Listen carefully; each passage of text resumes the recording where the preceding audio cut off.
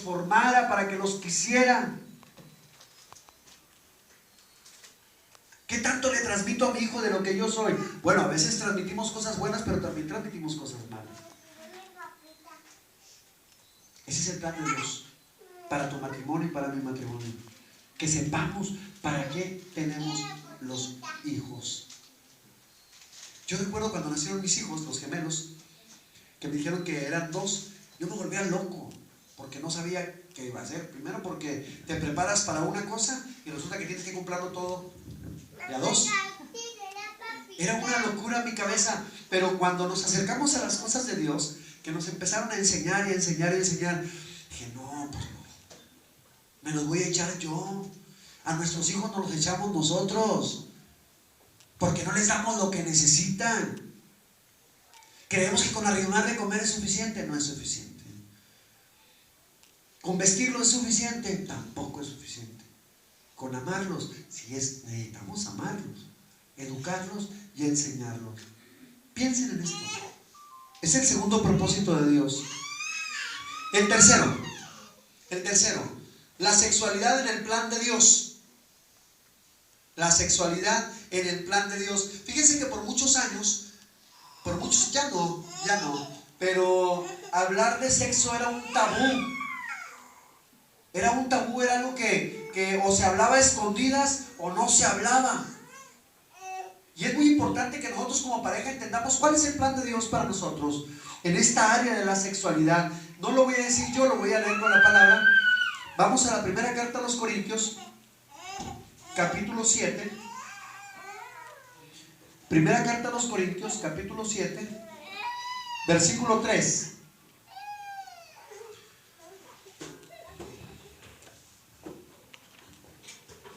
Primera carta a los Corintios, capítulo 7, versículos 3. Fíjense lo que dice. Fíjense lo que dice la palabra de Dios. El marido cumpla con sus deberes, lo mismo la esposa. La esposa no dispone de su cuerpo, sino el marido. Igualmente el marido no dispone de su cuerpo, sino la esposa. Palabra de Dios. Te alabamos, Señor. ¿Sí saben de lo que habla aquí, verdad? El marido cumpla con sus deberes de esposo y lo mismo la esposa. La esposa no dispone de su cuerpo, sino el marido igualmente. Igualmente, el marido no dispone de su cuerpo, sino la esposa. Estamos hablando de la sexualidad. ¿Qué quiere decir esto? ¿Que el cuerpo de mi esposa es propiedad mío? ¿Eso quiere decir? No. Porque entonces se convertiría en un objeto. ¿Qué quiere decir? ¿Que el cuerpo del esposo es propiedad de la esposa? No, porque también se convertiría en un objeto. Estamos hablando de la sexualidad. Y aquí es un punto muy importante. Fíjate que en la sexualidad, en el área de la sexualidad, hay problemas serios en los matrimonios. ¿Por qué? Porque no sabemos hablar. Un problema de sexualidad.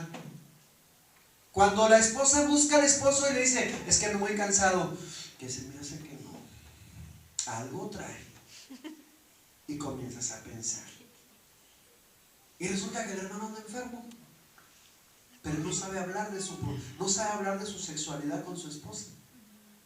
Qué interesante es esto. Cuando la esposa le duele cada rato la cabeza, o le da más tiempo a los niños, ¿y qué dices tú? Chihuahua, ¿y ahora?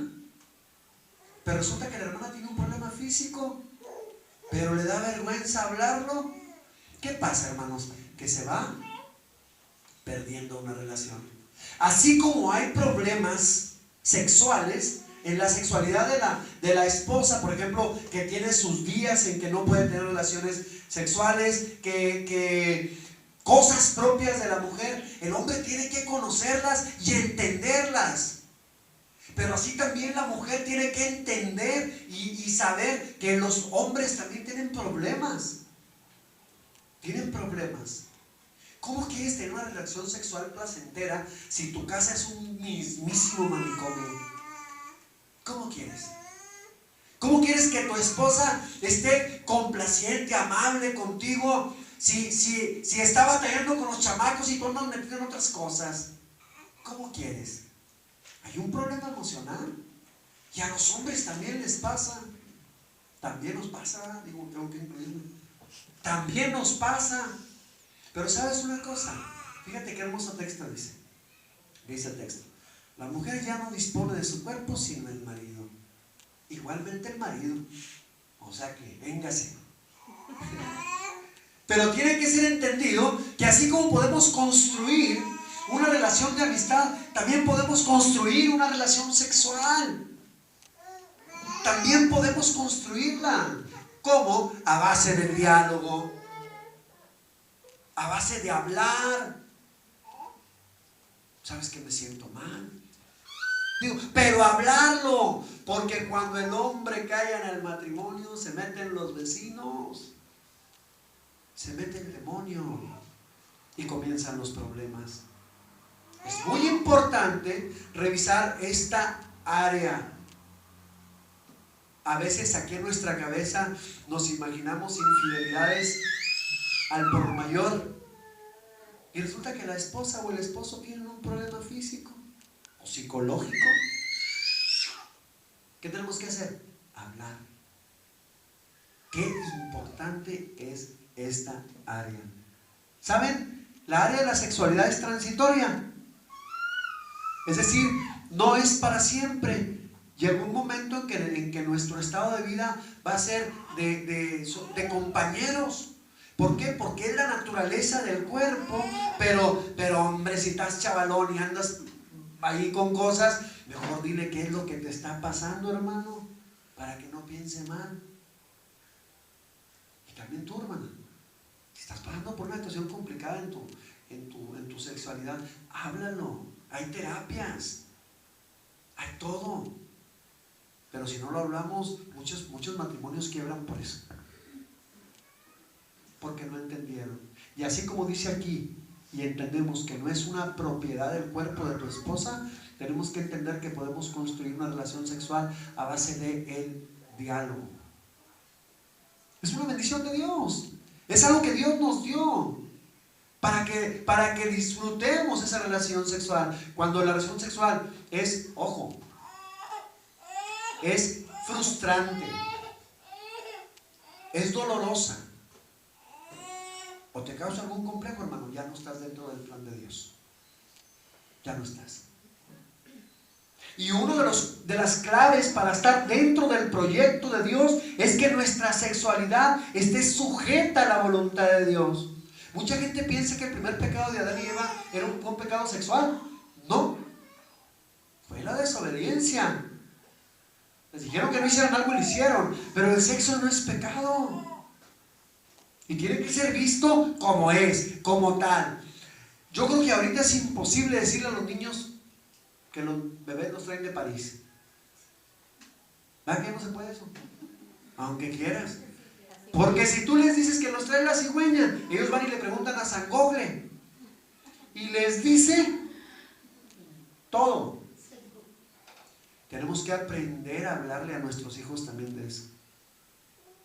El sexo no, la sexualidad no debe de ser un tabú. El placer que nos brinda la sexualidad es una bendición de parte de Dios. Si está dejando de serlo, o si puede llegar a dejar de serlo, entonces sí tenemos que preocuparnos porque nos estamos saliendo del proyecto de Dios. Acá que pues saben de lo que estoy hablando. ¿Para qué nos dio los ojos? Dios. ¿Y para qué creen que nos dio lo demás? Para todos. ¿Cómo que para todos?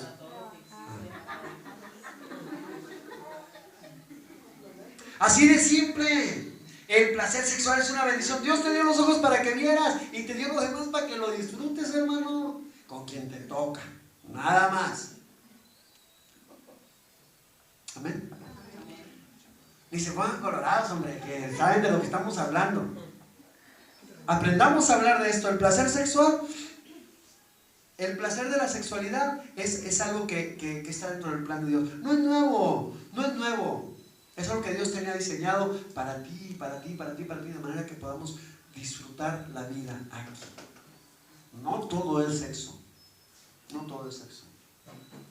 El sexo no es más importante que el amor. El amor está por encima de todo. Amén. Ni les pregunto nada porque ya son expertos en eso. Fíjense, la cuarta clave dentro del plan de Dios para nuestro matrimonio es que la relación entre Cristo y la iglesia, fíjense, nos lleva a entender la relación entre marido y mujer. Es decir, Cristo es el esposo de la iglesia, que es la esposa, y como Cristo se relaciona con la iglesia, así nos enseña que nosotros debemos de relacionarnos con nuestra esposa. Vamos a ver la carta a los Corintios.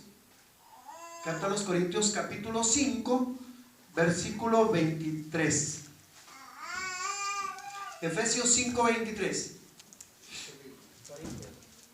Efesios 5, 23. Efesios 5, 23 al 33. Lo voy a leer.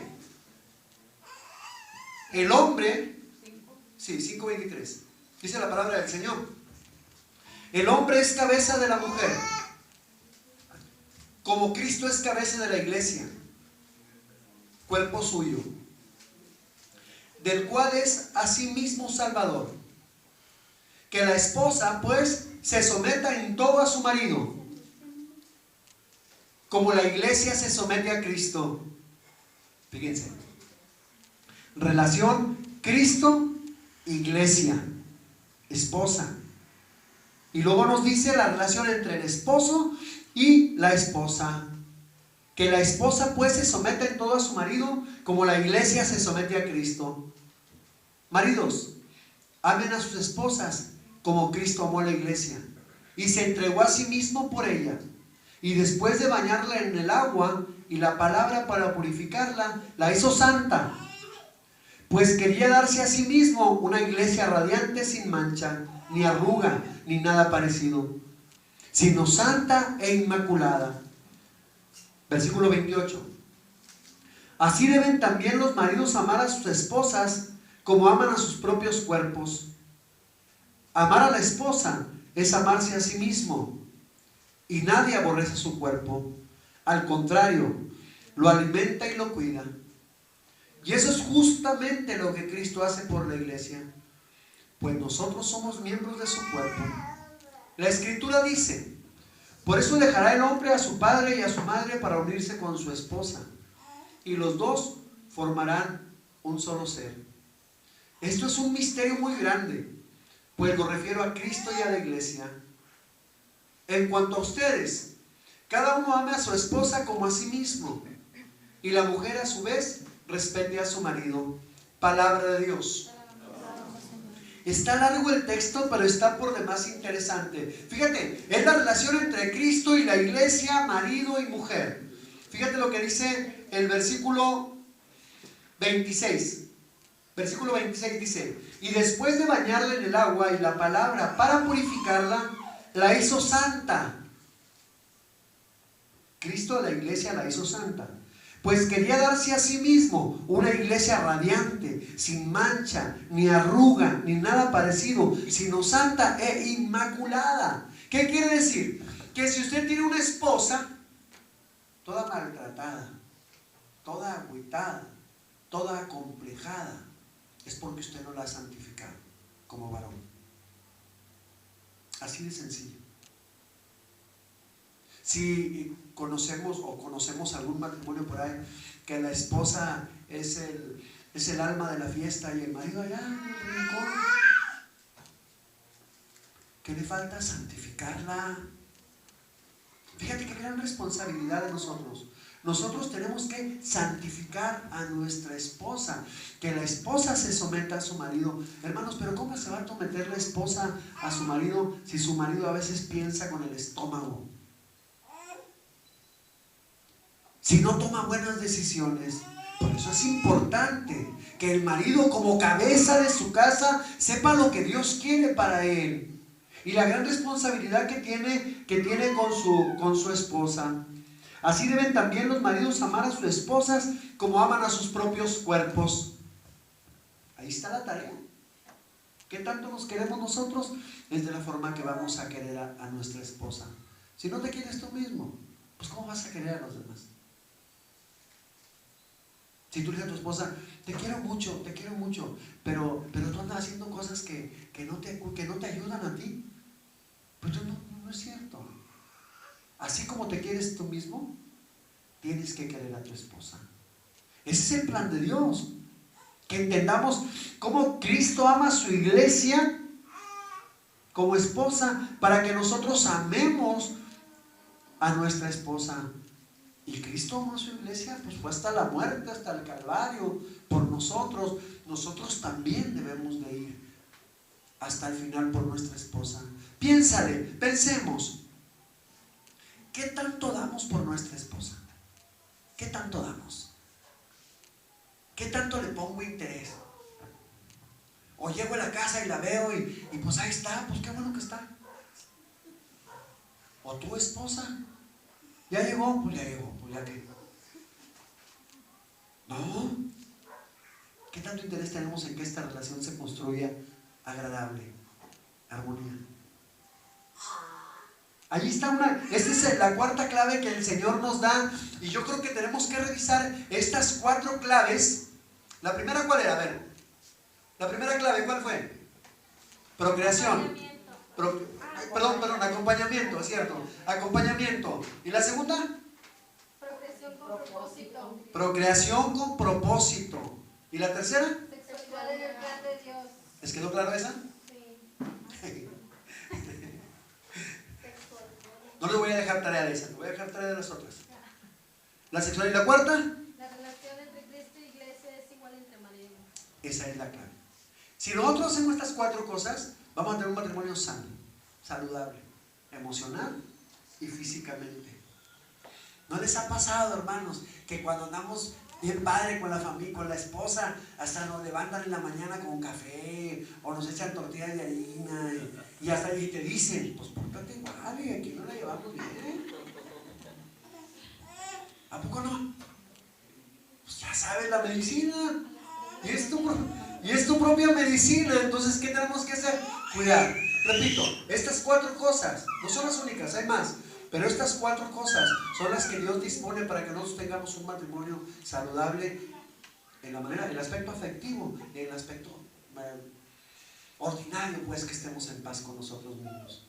Amén. Amén. Ahorita en los grupos, fíjense lo que vamos a hacer. Yo me voy a ir ahorita porque voy a celebrar, pero en los grupos vamos a hacernos una pregunta. Y ahí les voy a dejar volar la imaginación, a ver qué tan cochambrosa la tienen. La pregunta va a ser: ¿cómo puedo crear intimidad en mi matrimonio? Esa va a ser la pregunta. ¿Cómo puedo crear intimidad en mi matrimonio? De tal forma que ahorita ya no, porque me voy a ir, pero que la siguiente semana, uno de cada grupo, pues son 2 grupos nada más, se va a parar aquí enfrente y nosotros dijimos, no, pues nosotros podemos crear intimidad en el matrimonio con unas velas rojas, una alfombra así, y la cama llena de pétalos con un corazón,